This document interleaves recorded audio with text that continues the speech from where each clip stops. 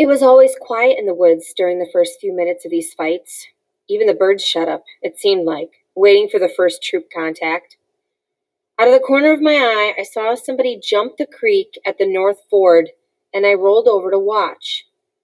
Because of the brush up there, I couldn't see who it was, but I knew he was there because once in a while, a bush would stir or his foot would slide a little on the gravel. Pretty soon he came out to the edge of the underbrush and crouched there looking around and listening. It was Gene Hanlon. His eyes crossed right over me without finding me, and after a minute, he came out and ran low along the creek. When he got even with Baker Post, he went down to his knees and began filling his cap with rocks. I had to laugh to myself at how stupid that was. He should have collected his ammunition earlier, when he and his army were on their way over to their fort. He was wasting maneuvering time and exposing himself for no good reason. It makes you feel real good when a guy you hate does something dumb like that. I got ready to go with my mouth just to scare him and see him run. But then I looked up at the bluff above him and my heart flopped over inside of me. Peter Irish was there, down on one knee, looking over at Gene Hanlon. Gene never looked up. Peter moves like that, floating in and out of the brush as quietly as if he didn't weigh anything. Peter was a good woods fighter. So instead of going, I hunkered down lower in my thicket and thought to myself that now it wasn't a game anymore. Peter looked a long time over at where I was hiding. Then he looked up and down the creek bed, and then he moved back a little from the edge of the bluff. He put all his weight pulling on a half-buried boulder beside him until it turned over in its socket, and he could get a good grip on it. Even from where I was, I could see the cords come out in his neck when he raised it up in his arms and stood up. I hadn't heard a sound except the creek gurgling a little and Gene Hanlon scratching around in the gravel, and also the blood roaring in my own ears. Watching this was like being in a movie and seeing the story happen on the screen. Nothing you can do or say will change what is going to happen because it's all there in the unwinding reel. Peter held the heavy stone like a medicine ball and walked to the edge of the bluff and looked down at Gene Hanlon. Gene had moved a few feet south along the creek, so Peter, above him, moved south too, until he was even with Gene. Peter made a little grunt, and Gene lifted his head to look up, and the rock hit him full in the face and bent his head back and made his arms fly out. He sat right down in the water with his red and dirty face turned up to the sky, and his hands holding him up behind. Then he got himself up with his head still twisted back like that, so he was looking straight up, and he wandered a little way downstream with the water up to his knees, and then he fell out on a gravel bar on his stomach. His legs and arms spread out like he was asleep, but his head was up rigid and his mouth was open. I couldn't look anymore. Peter hadn't made a sound leaving, but when I looked up, the bluff above was empty. As soon as I could move without getting sick, I faded out of there and went up north, away to Able Post, and lay down in the foxhole there and held myself around the knees and just shook. I couldn't have felt more upset if I had dropped that rock myself. Just like the movie reel had the ends tied together, the whole scene kept rolling over and over in front of my eyes, and I couldn't stop the film or even turn off the light in the projector. I lay there with my head down, waiting for someone to find the body and start hollering. It was little Marvin Harold, Smitty's courier, who started screaming in his high voice, "Safety! Oh, God, safety, safety, safety! Help, hello, safety!" Safety was the call we used to stop the fights if anyone saw a master coming or somebody got hurt. I lay there for several minutes listening to the guys running past me through the brush, heading for Baker Post. Then I got up and followed them. I couldn't move very fast because my knees kept trying to bend the wrong way. When I came out of the brush onto the gravel bank, I was surprised that everything looked so different. When I had left just 5 minutes before, the whole clearing and creek were empty and lying bright in the sun, and Gene Hanlon was there all alone on the gravel bar. Now, with all the guys standing around and talking at once with their back to the body, the whole place was different, and it wasn't so bad being there. I saw little Marvin Harold go over and try to take the pulse of Gene Hanlon's body, Marvin is a Boy Scout with lots of merit badges, and I expected him to try artificial respiration or a tourniquet, but he didn't find any pulse, so he stood up and shook his head and wobbled over to where we were. He looked terribly blank, as though the scout manual had let him down. The assumption going around was that Gene had run off the bluff and landed on his head and broken his neck. I couldn't see Peter anywhere, so I finally had to ask Smitty where he was. Smitty said he had sent Peter into the school to tell somebody what had happened and to get the ambulance. Smitty was still being the general, I guess, because there was nothing else for him to do. I tried to think to myself what Peter must be feeling like now, sent off to do an errand like that, but couldn't get anywhere. My head was too full of what I was feeling like, standing with the fellows on the gravel bar looking at Gene Hanlon, spread out half in the water like a dropped doll, knowing just how he had gotten there and not being able to say anything. Then Smitty got an idea, and he said, "Ronnie, weren't you here at Baker Post all the time?" I made myself look at him, and then I said, "No, damn it, I got to thinking their army might try crossing up by Able Point, so I went there instead." He said, "Oh," and forgot it. Not long after we heard a siren. We all knew what it was, and everybody stopped talking to listen to it as it got nearer. It was the first time I ever heard a siren and knew, while hearing it, why it had been called and where it was going. It was sort of creepy, like it was saying to us over the trees, "Wait right there, boys. Don't anybody leave. I'll be there in a minute, and then we'll see what's going on." I wanted to run and keep on running until I got away from all the things swarming around inside me. You always wish afterward you had never juggled the wasp ball. Pretty soon, we heard somebody moving in the woods on the bluff, and then 2 big men in white pants carrying a folded-up stretcher and another man in a suit carrying a black bag came out to the lip of the bluff. They stood there looking at us a minute without saying anything until one of the stretcher bearers saw Gene Hanlon lying there all alone in the gravel bar. The man said something to the other 2, and they all 3 looked where he pointed. Then the doctor looked at us all bunched up where we were and said, "Well, how do we get down?" He sounded sore. None of us moved or said anything, and in a minute the doctor got tired of waiting and blasted us. "Wake up over there! How do we get down?" Smitty came unsnuck and gave them directions, and they went back into the brush heading north. From then on, things got pretty crowded in the woods. 2 uniformed policemen and a photographer and a plainclothes man showed up, and then Peter Irish came back leading almost the whole school faculty, and later a reporter and another photographer arrived. Nobody paid any attention to us for a while, so we just sat there in a clump, not moving or saying much. I managed to get right in the middle, and I kept down, hiding behind guys around me and looking between them to see what was going on. After the police photographer was through taking pictures of Gene Hanlon from all sides, the 2 ambulance men raised him onto the stretcher and covered him with a piece of canvas or something and carried him away.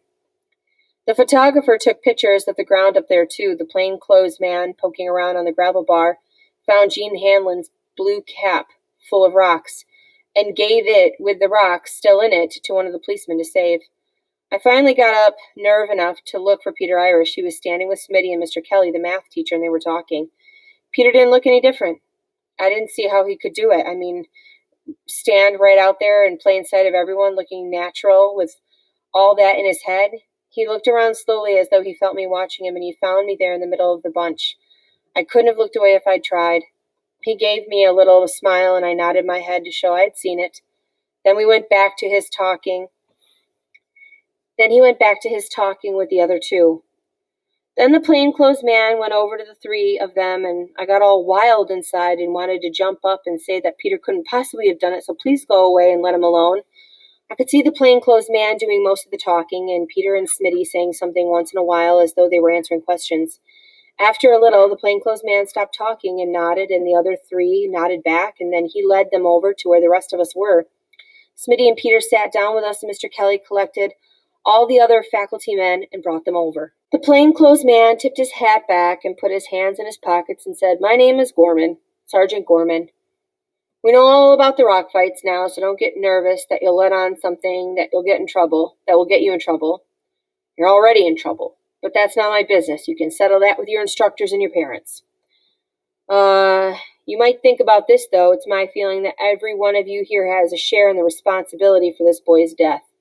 You all know rock fighting is dangerous, but you went ahead and did it anyways.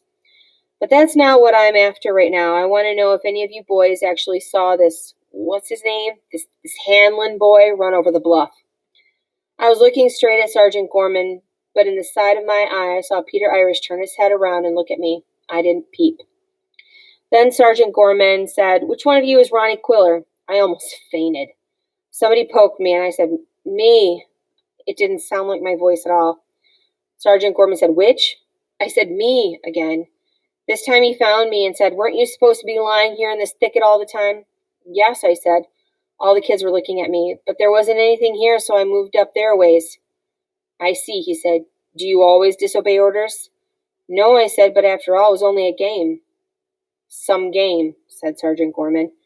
"Good, clean fun." Then he let me alone. There was only one person there who knew I would never have deserted the post assigned to me. That was Peter Irish. I guess, Dad, that's when I began to get really scared. The worst of it was not knowing how much Peter knew and not daring to ask. He might have been waiting out of sight in the brush after he dropped that rock and seen me take off.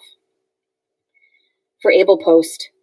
I had always been his friend, but what was I now to him? I wanted to tell him everything was okay, and I wouldn't for the world squeal on him, but that would have told him I knew he did it. Maybe he knew without my telling him. I didn't know what to do. Sergeant Gorman finished up. "Let's all go back to school now. I want to talk to each of you alone." We all got up and started back through the woods in a bunch. I figured Peter would think it was funny if I avoided him, so I walked with him.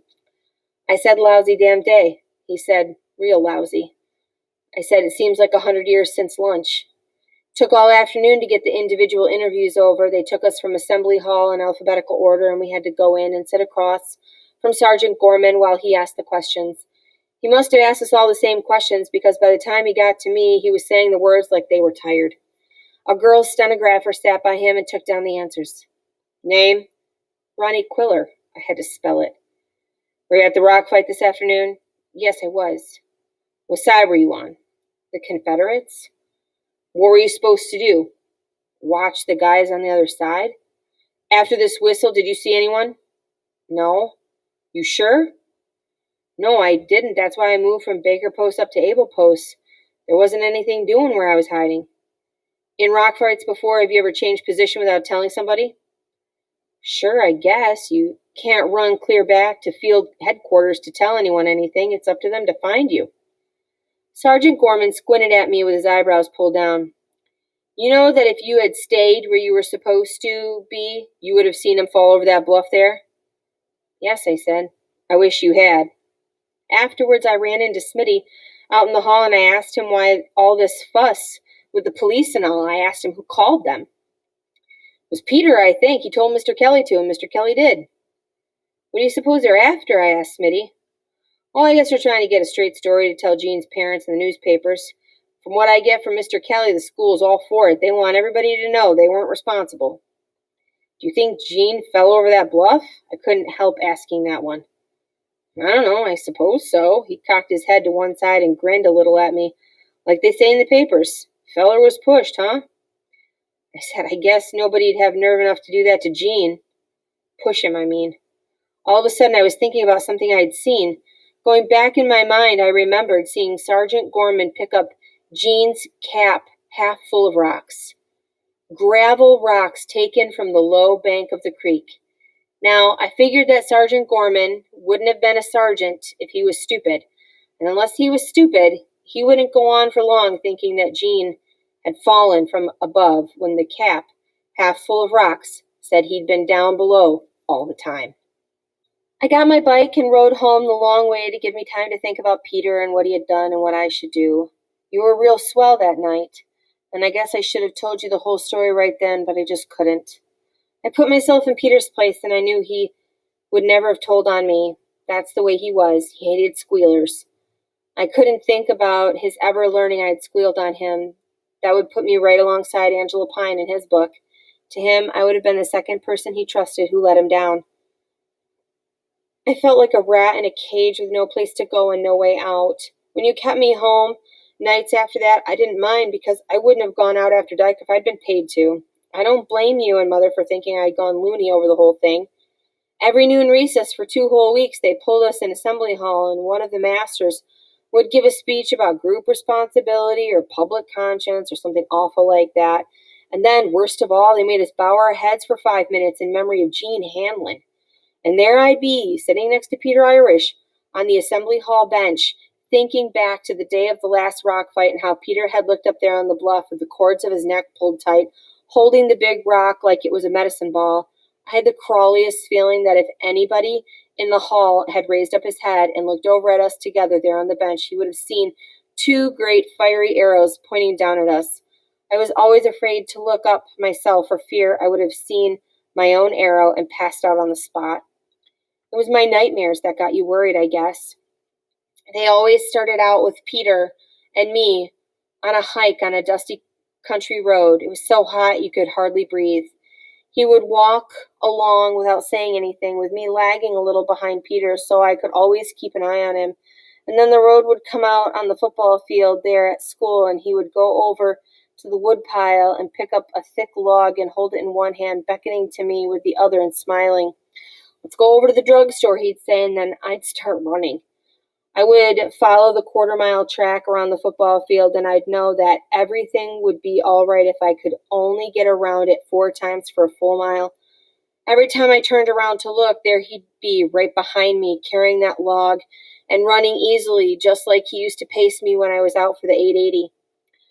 I would make the first quarter mile all right, but then my wind would give out and my throat would dry up and my legs would get heavy, and I'd know that Peter was about to catch me and I'd never make the full mile. Then I would jar awake and be sweating and hanging on tight to the mattress.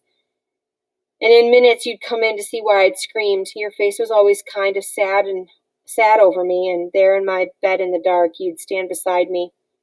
I would almost let go and tell you why things were so bad with me.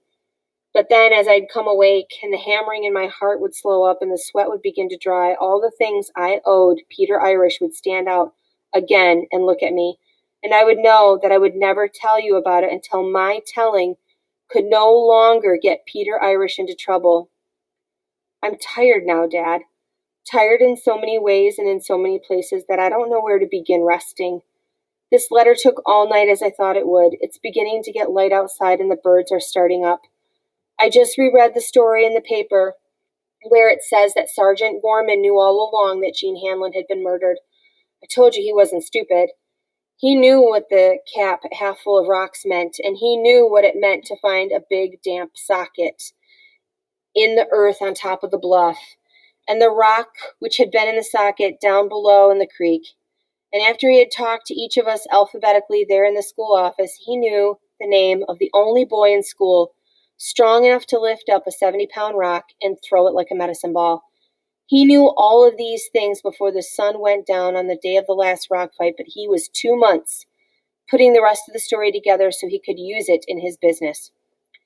As I read in the paper, Sergeant Gorman went over to Peter's house last Monday night and talked to him about the things he had learned, and Peter listened respectfully, and then, when Sergeant Gorman was through and was ready to take Peter along with him, Peter excused himself to go upstairs and get his toilet articles.